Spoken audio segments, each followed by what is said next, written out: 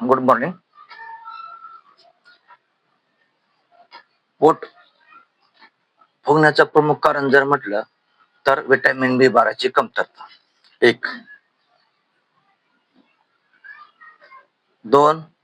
Vitamin D ची कमतरता. 3.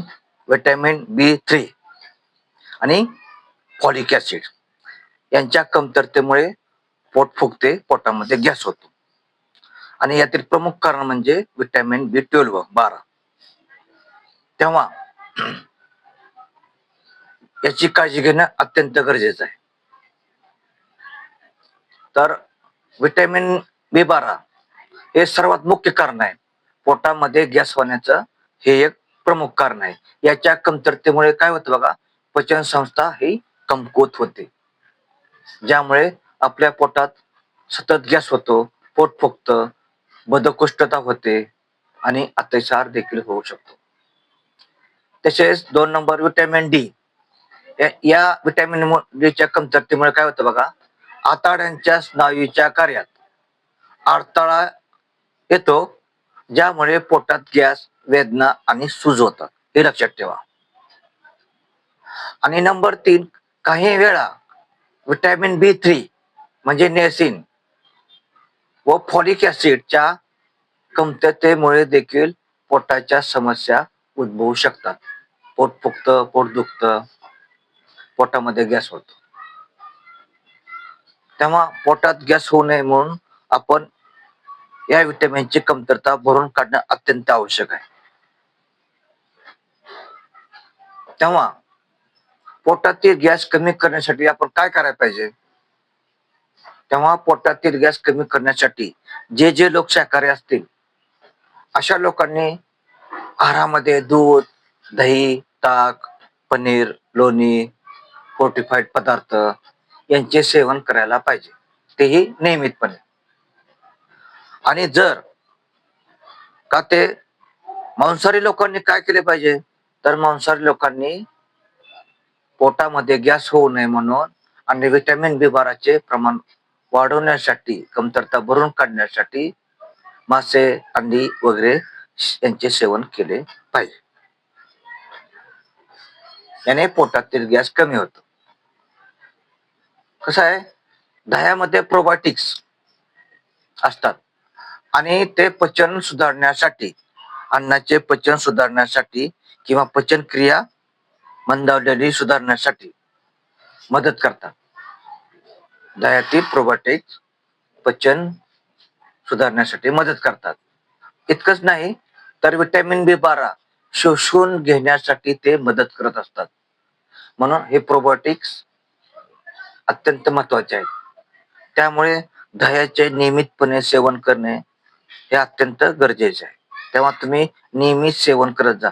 ज्यांना पोटात सतत गॅस होतो अशा लोकांनी दही नियमितपणे पिणे अत्यंत गरजेचं आहे. यामुळे तुम्हाला पोटात होणारा गॅस हा कमी होण्यास मदत होईल. तसेच विटॅमिन D मिळवण्यासाठी काय करायचं, एकतर कवळ्या उन्हामध्ये थांबायचं नियमितपणे, त्यामुळे देखील विटॅमिन D ची कमतरता भरून निघते.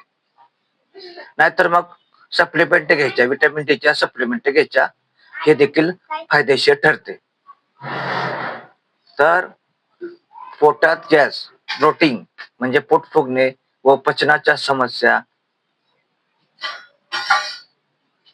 जीवनसत्वाच्या कमतरतेमुळे उद्भवतात, हे लक्षात ठेवा.